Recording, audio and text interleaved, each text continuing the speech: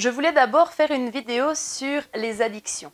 Et puis, j'ai fait des recherches et je me suis dit que te répéter une fois de plus que la cigarette est dangereuse pour la santé, que l'alcool est dangereux pour la santé, ça n'allait pas marcher. Parce que si ça marchait, ça se saurait. Et j'ai décidé de te faire une vidéo sur les conduites à risque. Qu'est-ce qui les motive? Pourquoi les jeunes sont en quête de sensations fortes? Tu es prêt? Alors, c'est parti!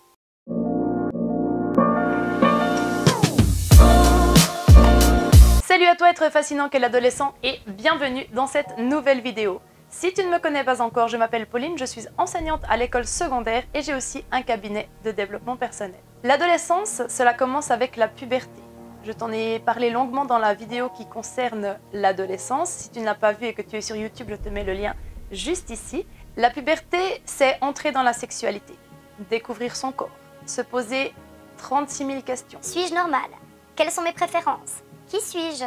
Je ne vais pas te cacher que c'est une question très difficile. C'est une question qui amène énormément de souffrance et malheureusement, c'est pas parce qu'on devient majeur ou qu'on devient adulte qu'on arrive forcément à répondre à cette question. Je pense que ça peut être la quête d'une vie. Et en réalité, l'adolescent et certains adultes, du coup, passent leur temps à maltraiter leur corps parce qu'ils sont en quête de sens et essayent de se projeter comme sujet. Il y a moi et il y a mon corps. C'est un rapport assez ambivalent avec soi-même. Et finalement, est-ce que devenir adulte ne serait pas arrêter de lutter contre son corps, fusionner avec lui, apprendre à le dorloter, à le chouchouter et à l'aimer? Alors tu vas me dire, c'est très bien Pauline, on a bien compris tout ça, mais en fait, tu veux en venir où avec les conduites à risque? Eh bien, tu vas le voir, je vais t'expliquer tout ça en détail, mais toutes les conduites à risque du jeune adulte et de l'adolescent ont un seul et unique but. Se fuir et arrêter de penser. Alors j'aimerais déjà juste attirer ton attention sur la différence entre les rites de passage, qui existent depuis très longtemps dans toutes les civilisations, et les conduites à risque. Les rites de passage, c'était finalement passer de l'enfance à l'âge adulte. C'était quelque chose qui était très viril, souvent pratiqué par les hommes, mais aussi dans certaines civilisations par les femmes. C'était quelque chose qui était attendu et puis c'était quelque chose de positif. C'était vraiment devenir soi, devenir adulte. Et puis pour les femmes, c'était parfois au moment des premières règles. Pour les hommes, ça pouvait prendre tout un tas de formes différentes, mais c'était vraiment, ça y est, maintenant je fais partie du clan, je suis un adulte, je suis reconnue en tant que tel. Et puis dans le rite de passage, il y avait aussi l'idée que ses parents, son père, sa mère et ses grands-parents, ainsi que ses arrière-grands-parents, l'avaient vécu aussi. Et donc c'était rassurant et c'était une manière d'appartenir donc au groupe. Aujourd'hui, avec les conduites à risque, on est un petit peu dans le phénomène inverse.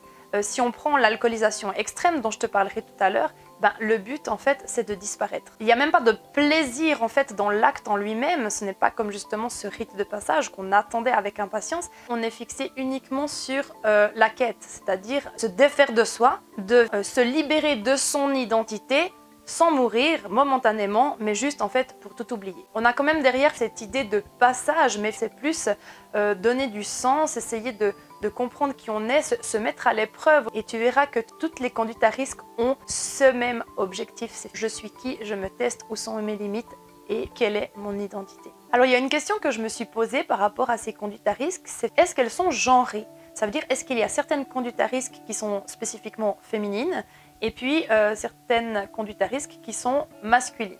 Alors même si aujourd'hui le non-genré est à la mode, il y a quand même une très forte empreinte culturelle et sociale dans ces conduites à risque. Chez les garçons, on va voir beaucoup plus de provocation, de délinquance, de violence, de toxicomanie. Ce sera des choses qui vont être plus tournées vers le public. Et puis malheureusement, il y a des risques de dommages collatéraux. Par exemple, un jeune qui prend, pour prouver sa virilité, une voiture avec un taux d'alcoolémie beaucoup trop haut, risque de faire un accident et puis de heurter la voiture de quelqu'un qui vient en contresens. Ou alors, les tueries dans les collèges, je dis pas que ça n'existe pas de voir une fille qui rentre et fait une tuerie dans un collège, mais la plupart du temps, ce sont des garçons. Chez les filles, ce sera plutôt je me détruis, mais je me détruis seule dans mon coin. Problème avec leur corps, troubles alimentaires, scarification. Et en fait, elles vont toujours se sentir responsables et auront tendance à se renfermer sur elles-mêmes. Et il est assez rare de voir des filles qui ont des conduites à risque qui vont engendrer des dommages collatéraux. Mais c'est en train d'évoluer comme la société. Alors pour te parler de ces conduites à risque, je ne vais rien inventer, je me suis fortement inspirée du discours de David Le Breton, qui est un anthropologue et sociologue, et j'ai vraiment trouvé très intéressant ce qu'il raconte à ce sujet. Pour lui, en fait, toutes ces conduites à risque ont une souffrance qui vient de l'enfance. Donc on aura une blessure en amont, avant, qui fait qu'on aura un certain mal-être quand son corps change, quand on arrive dans cette période de puberté, d'adolescence, voire même de jeune adulte. Et donc, le jeune ne va cesser de mettre son existence en danger pour se tester. C'est une sorte de passage par la douleur vers l'âge adulte. Une certaine manière de se prouver qu'on est vivant et on utilise son corps pour ce faire. Donc finalement, le risque, dans cette conduite à risque, est une sorte d'issue pour trouver un sens à sa vie. Alors lui, il recense 5 grandes conduites à risque.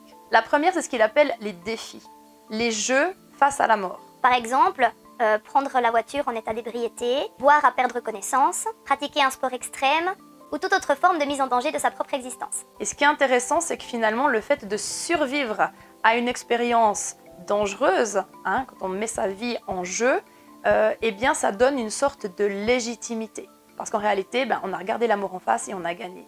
Donc, on a sa place. La deuxième conduite à risque dont il parle, c'est le sacrifice. Et là, l'idée, c'est d'accepter de perdre une part de soi pour sauver l'essentiel. Ou alors, de souffrir pour oublier sa souffrance. Et en fait, dans le sacrifice, l'objectif, la quête recherchée, c'est perdre une part de soi, mais pour sauver sa vie. L'exemple le plus flagrant, la scarification. Alors je m'arrête une minute sur la scarification. C'est quelque chose qui est très présent chez les jeunes filles, mais ça arrive aussi chez les jeunes garçons. Et souvent, ce sont des jeunes qui sont mal dans leur peau. Je te laisserai analyser la métaphore. Et en fait, la scarification est une manière de gérer la douleur ou la souffrance qui est là, qui est présente depuis l'enfance.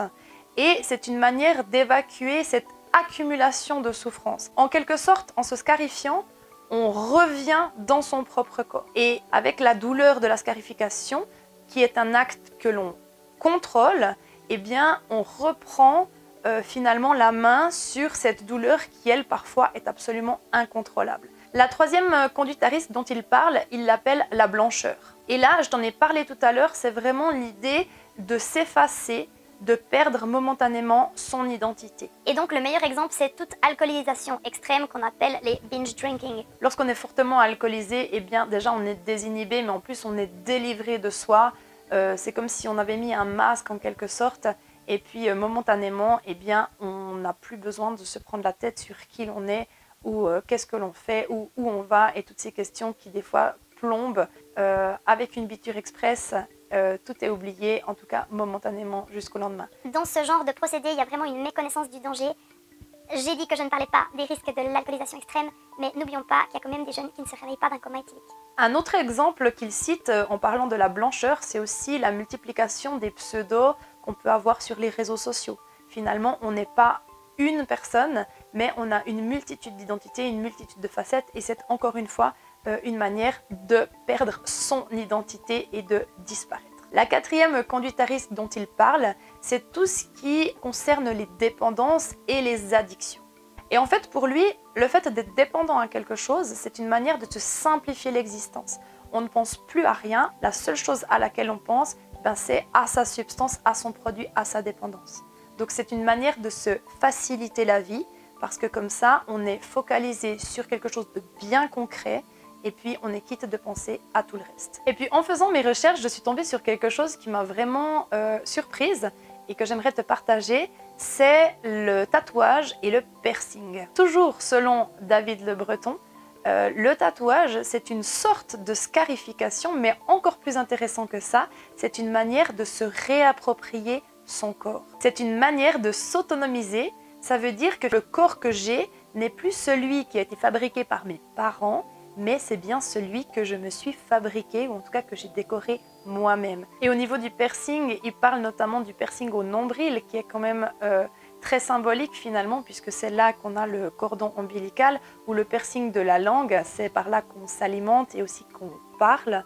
Et puis selon lui, c'est une manière aussi de couper le lien, ou en tout cas le cordon, si on peut dire par métaphore, avec la mère. C'est aussi une manière de s'autonomiser. Et là encore, on retombe sur qui je suis, l'identité, en se façonnant ou en se modelant un corps qui nous correspond, eh bien on aura plus tendance à l'accepter et finalement à se réconcilier avec lui. Alors tu l'auras compris, la quête d'identité, les blessures profondes, le mal-être poussent à ces conduites à risque. Et pour conclure, je dirais que le jour où tu auras trouvé un sens à ta vie, il ne sera plus forcément nécessaire d'être dans le choc des sensations pour exister. Donc voilà, comme d'habitude, si tu as apprécié le contenu de cette vidéo, je te remercie de la liker. C'est une manière de mettre en valeur mon travail. Tu peux aussi la partager. Et puis, si ce n'est toujours pas fait, tu peux toujours t'abonner pour ne pas manquer le prochain contenu. Nous, on se retrouve la semaine prochaine pour un nouveau sujet. Et en attendant, comme d'habitude, je te souhaite un très beau week-end. Bye bye!